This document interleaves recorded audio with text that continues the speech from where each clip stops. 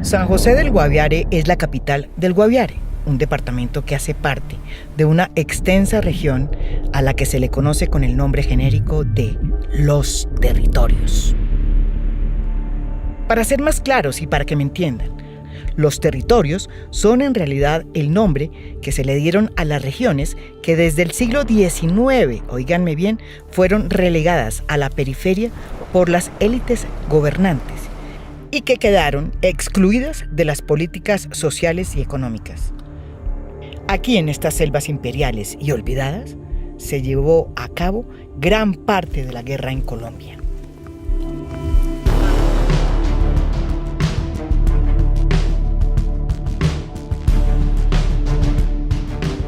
Esta selva que ven ustedes aquí fue el epicentro de una de las guerras más largas de la historia y del mundo, yo creo, porque duró casi que más de 60 años.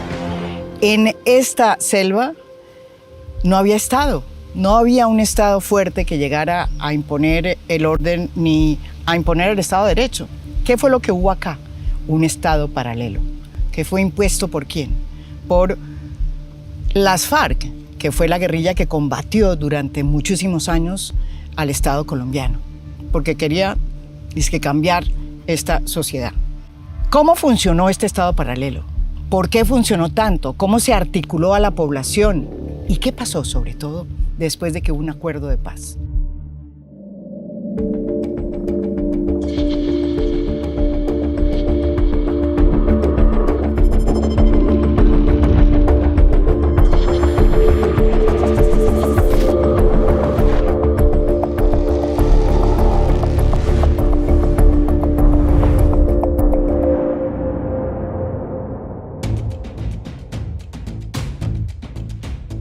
El conflicto alteró todo lo que tocó en estas selvas. Por más de 40 años, la autoridad real en estas selvas del Guaviare, no fue ni el alcalde ni el comandante del ejército, sino el bloque oriental de las FARC, liderado por el Mono Jojoy. El bloque oriental fue considerado como la estructura más poderosa de esta guerrilla. De los 7 bloques que tenían las FARC, el oriental es el que llegó a tener mayor control de territorio. Su radio de influencia era inmenso y empezaba desde la frontera con el Brasil, subía por el Guainía, seguía por Vichada, Vaupés, Guaviare, Meta, Cundinamarca, hasta llegar a las goteras de Bogotá, la gran capital. Este estado paralelo funcionaba como un poder militar y su legitimidad residía en las armas. Su base social la constituían las juntas de acción comunal, y aunque en algunas ocasiones los reglamentos de convivencia eran realizados conjuntamente con estas comunidades, la mayoría de las veces las órdenes las imponían las FARC, que eran la única autoridad reconocida en el territorio.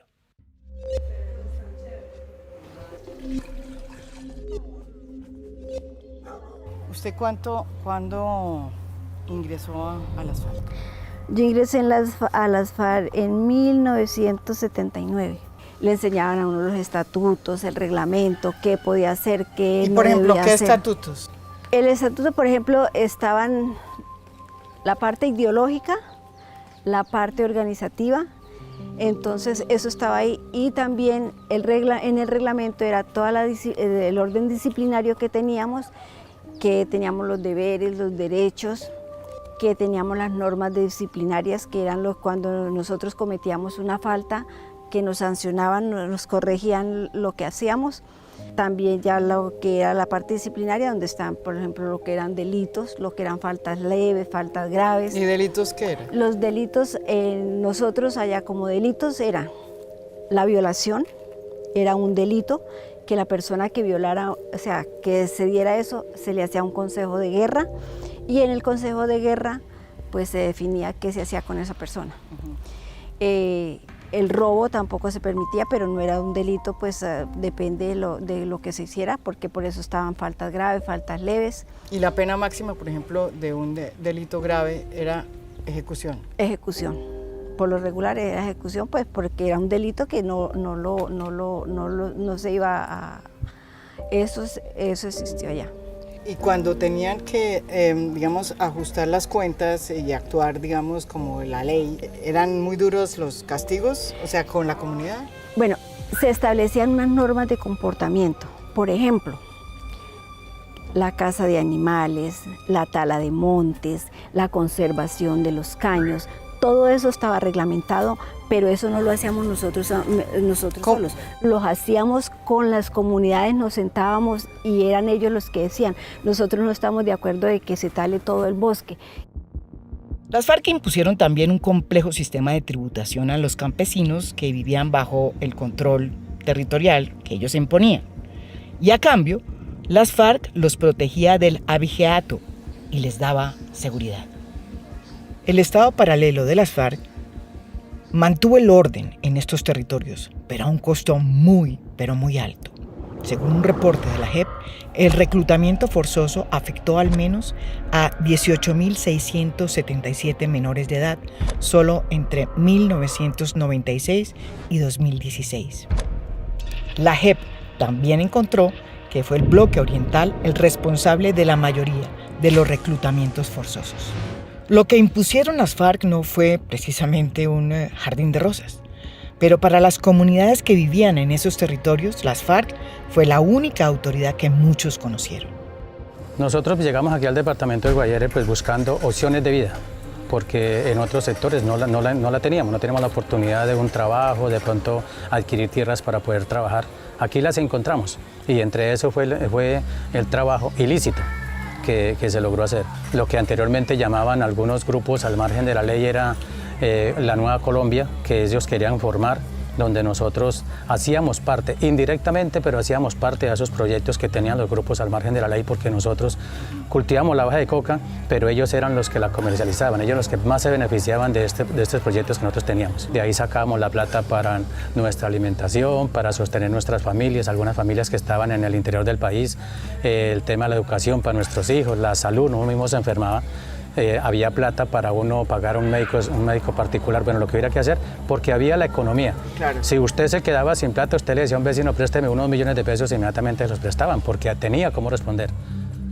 Este estado paralelo, con todo y sus abusos, el reclutamiento forzado de jóvenes fue uno de sus peores flagelos, se fue convirtiendo en lo que el expresidente López Miquelsen denominó como una razón social, es decir, una opción de trabajo, una especie de bolsa de empleo y en una forma de salir de una realidad aún más precaria y dramática. Yo ingresé a las FARC cuando tenía 16 años, inclusive ahorita que ya estamos en este proceso, aparezco como una de las que me llevaron a la fuerza, porque está documentado. A mí nunca me llevaron a la fuerza, yo ingresé porque miré en carne propia todo lo que se estaba viviendo, no podía estudiar, a mi papá lo torturaron, fue capturado, murió a base de las torturas. ¿Por qué su papá? Por ser comunista. Aunque mi papá decía, yo no estoy de acuerdo nunca que una hija mujer se vaya para la guerrilla, porque él decía que era una vida muy dura, que se sufría mucho, pero pues a mí me nació y me gustó y me fui. Y duré 38 años hasta cuando firmamos el acuerdo, que salimos, ahí estuve. Y pues yo escasamente había hecho 3 meses de estudio, había estudiado en una escuela, lo que aprendí lo aprendí allá, pues tuve la oportunidad de ser enfermera después de ser radista. Ayer inclusive estábamos reflexionando en eso, porque tenemos un proyecto donde vamos a montar una pequeña droguería, una farmacia, inclusive ya le pusimos el nombre de Farmapaz. Sí. Y entonces, yo no puedo atender en esa enfermería, ¿por qué? Porque yo no tengo el bachillerato, entonces ahí estoy, 28 años de enfermera, de experiencia donde hacía cirugías, donde inyectaba, donde anestesiaba, y ahorita no puedo ir a atender para vender una pasta ni absolutamente nada. ¿A qué hora se entró usted a las FARC? ¿Por qué? Yo a los 14, iba a cumplir 15. ¿De qué parte? ¿En qué parte? Allá al bloque oriental. Sí, al oriental, al séptimo frente. Al séptimo frente. Y a los 14 años, ¿y por qué?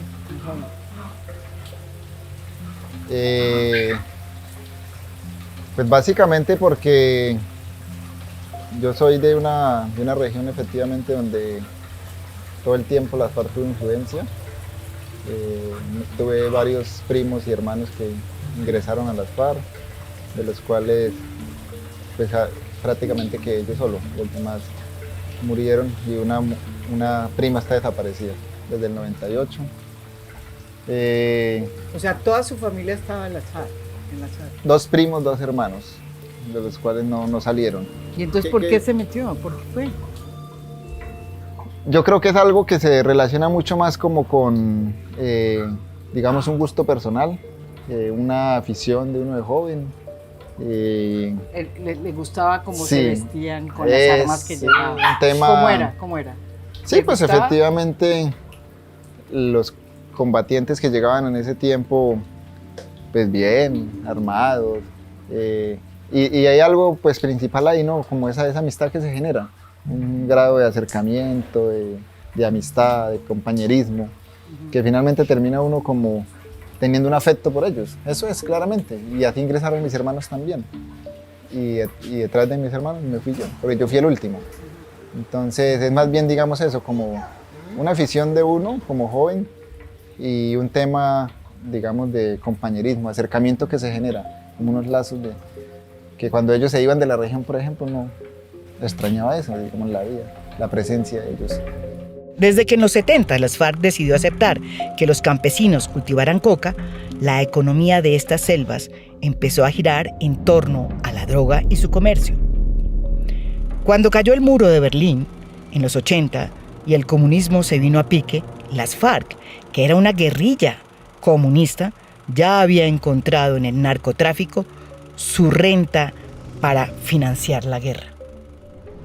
Montó un sistema de tributación para cobrar el impuesto al gramaje, que era el que se le cobraba a los campesinos por el cultivo de coca.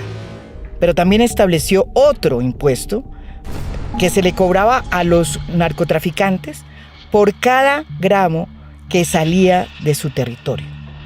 ¿Cómo funcionaba Nosotros nunca usamos ese término impuesto de seguridad, eso más bien es un término paramilitar. Entonces, ¿cómo era? Nosotros lo que a los que entraban a comprar base de coca a territorios donde había presencia de las FARC se les exigía un impuesto, pero era a los compradores de base. A los campesinos, no recuerdo yo, no tuve conocimiento en los años que estuve por esas zonas de haberle cobrado al campesino por sembrar coca, por sembrar la mata, dijéramos. Sino que una vez ya ellos recogían la hoja, la procesaban y producían una cosa que llaman base. Esa base era la que venían unos señores de afuera y pagaban en efectivo. ¿Pero se la pagaban a las FARC? No, se la pagaban ellos le compraban la base a los campesinos. Cuando el señor iba saliendo, entonces uno le decía cuántos kilos compró. Se le pesaba y sobre esa base él pagaba un impuesto, que podía ser, no sé cuánto era, eso variaba. Pero era él el que pagaba el impuesto porque él sí estaba llevando base de coca para vendérsela a los otros narcos para producir cristalizada. Bueno, la primera vez que vine yo aquí fue hace casi 32 años, en el gobierno del presidente Virgilio Barco, porque su, digamos, concepto de lucha contra las FARC lo llevó a hacer una de las operaciones militares más grandes y por primera vez, creo que en lo que se acuerda la gente, entró un ejército por acá, por este río y llegó hasta Guayabero. Yo entré en el grupo de periodistas que íbamos detrás del ejército, porque detrás del ejército venía por primera vez un plan nacional de rehabilitación de estas zonas, precisamente para hacer lo que el acuerdo de paz, tantos años después, casi 34 años después, quería volver a hacer y por lo cual se firmó, que era volver otra vez a integrar estos territorios, que son territorios donde las FARC estuvo y creó un Estado y los paras también estuvieron, y donde el Estado Nacional ha sido incapaz de subsistir. De alguna manera, este Estado paralelo fue retado en un momento dado por los paramilitares que se vinieron acá haciendo unas operaciones impresionantes y unas masacres como la de Mapiripán, que queda aquí más allá del Guaviare. para hacerse no solamente al territorio, sino hacerse a las rentas ilegales que producía ese territorio, que era el epicentro del negocio de la coca. El día que se firmó el acuerdo de paz, muchos fueron los campesinos que creyeron que al fin habían encontrado la salida para salir de la ilegalidad. Pero hoy, luego de 4 años, no han podido salir de ella. ¿Por qué nosotros tomamos la decisión de cambiar el tema de los cultivos? Porque nosotros nos cansamos de ser ilegales. Siempre que venía la fuerza pública aquí era un problema, era un inconveniente. Siempre que uno trabaja con esos cultivos ilícitos, lo que hace es apoyar grupos al margen de la ley, donde nosotros prácticamente vivíamos como sometidos a las leyes o lo que ellos expusieran. Bueno, ¿y qué pasó después de 4 años? Porque eso se firmó hace 4 años. Bueno, nosotros hicimos un proyecto con el proyecto PENIS hace 4 años porque el convenio era por 2 años. Se llegan los 2 años, no hubo cumplimiento. El primer incumplimiento por parte del Estado o del proyecto PENIS era que cada 2 meses se le iba a dar a cada campesino la cuota de 2 millones de pesos, cosa que nunca se cumplió. Eso se fue, los 12 millones de pesos se fueron a 2 años. Esos 2 años, la gente que recibió esos 12 millones de pesos, eso se volvió plata de bolsillo. O sea, como las Naciones Unidas vinieron aquí para yo poder participar, me dijeron, usted tiene que tener su finca totalmente limpia de coca. Y cuando ya ellos iban y me hacían la visita ocular y decían, Jessy puede participar en el proyecto, ahí me comenzaron a desembolsar, pero esos 12 millones de pesos los recibí en 2 años. Entonces esos 12 millones de pesos que yo recibí se me volvió como en bolsillo, en plata de bolsillo, porque con eso yo tenía que sostener a mi familia, porque ya no tenía la coca, que era lo que me proveía. Me daba la comida, ¿sí me entiende? Para mí, para mi familia, lo del estudio, lo de salud, todo lo que tenía que ver con sostenimiento de mis obligaciones.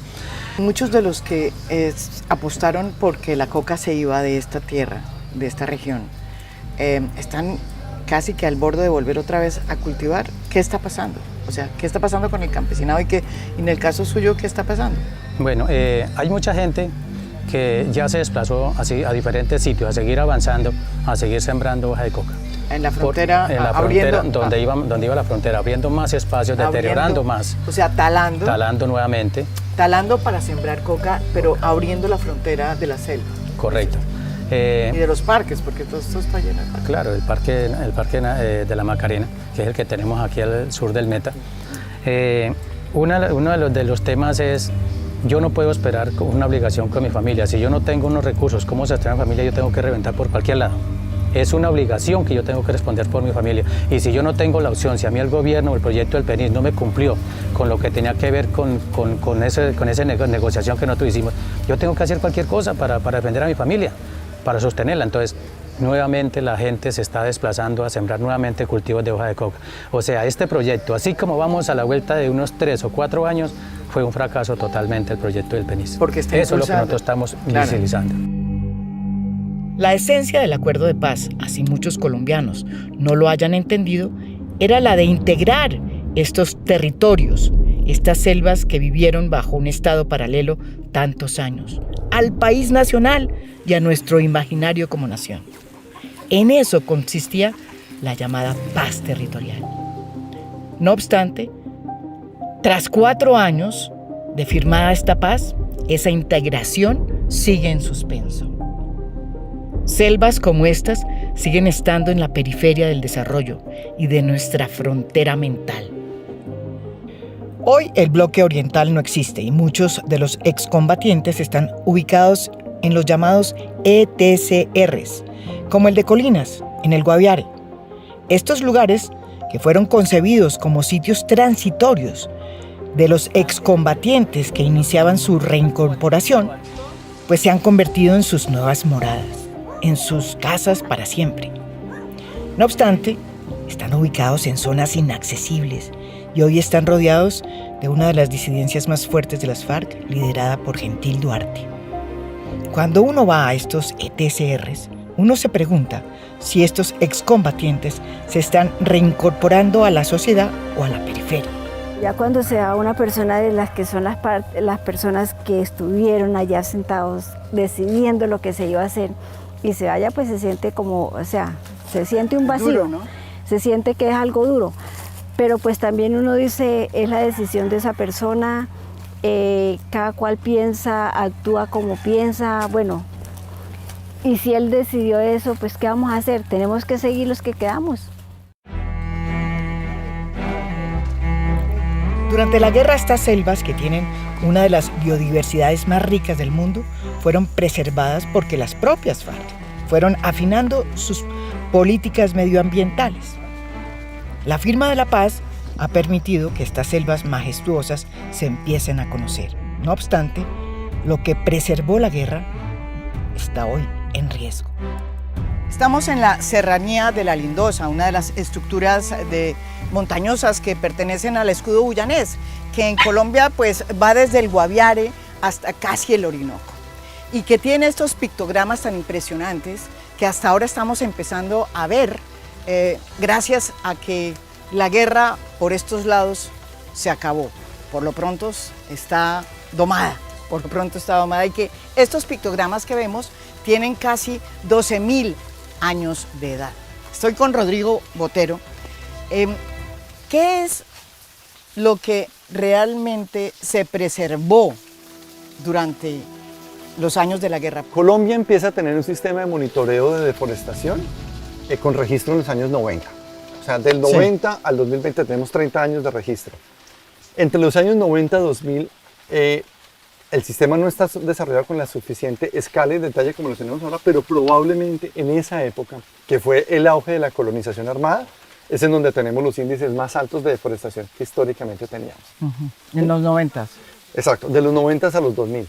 Luego empieza ya cuando hay entonces, y ahí es la relación también con FARC, hay un control territorial importantísimo, hay también una capacidad de determinar quiénes entraban y no al territorio, ¿sí? En términos del tipo de inversiones, el tema del tipo de uso del suelo, eso lo controlaban. Desde el 2000 sí, y algo. Sí, digamos lo que, Okay.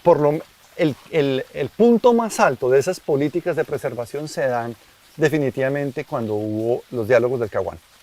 ¿Y ahora qué pasa? Después del acuerdo de paz, ¿está igual? O sea, Entonces ahí sí cambia, se dispara. Entonces, ¿pero por qué se dispara si ellos porque ahí no hay, tenían? precisamente porque entonces ahí viene la salida del control territorial de las FARC, en donde ya todo el proceso de delimitación de frontera agropecuaria que ellos tenían, de control sobre el tipo de personas que entraban, ¿cierto? Se cae. Queda una disidencia que es derivada de las FARC, pero su política es totalmente diferente. ¿Y cómo Sí se está ampliando la frontera agropecuaria, sí se están perdiendo los baldíos de la nación, sí se está acumulando tierras en pocas personas, sí está entrando grandes cantidades de ganado. Entonces esas tierras baldías hoy por hoy están perdiéndose también para el tema de aquellas familias vulnerables y campesinas que hubieran podido tener acceso a ellas. Esta vez la amenaza no viene de la guerra como tal, sino de una nueva colonización que está impulsada por actores legales e ilegales y que quiere convertir la selva en un gran potrero. En el 2020 se deforestaron 140.000 hectáreas, un 53% más que en el 2019. En ese año el país perdió cerca de 172.000 hectáreas. Uno de los grandes problemas por los cuales se hizo el Acuerdo de la Paz y se centró en eso, el Acuerdo de Paz, era la falta de tierras para los campesinos en Colombia. Por eso, cuando se firmó el Acuerdo de Paz, se comprometió el Estado a dos cosas. La primera, hacer un fondo de tierras de 3 millones de hectáreas para repartirlo entre los campesinos que no tenían tierras. Evitar, obviamente, el acaparamiento de tierras, ¿sí? Y lo segundo, se comprometió a titular un número muy grande de tierras. ¿Qué ha ocurrido? Pues de esos 3 millones de hectáreas solo se ha podido conseguir 1.500.000. La titulación va muy lenta, pero muy lenta. Y lo que ha sucedido es que los grandes baldíos de la nación están siendo acaparados, ¿sí? Por una especie de colonización con un pie en la legalidad y un pie en la ilegalidad. Esos son los desafíos que nos deja esta guerra. Cuidar esta inmensidad hermosa y evitar que termine víctima del acaparamiento de tierras y que los campesinos que viven acá puedan salir de la ilegalidad, puedan tener un título de tierras y poder tener tierra. De eso se trata la paz.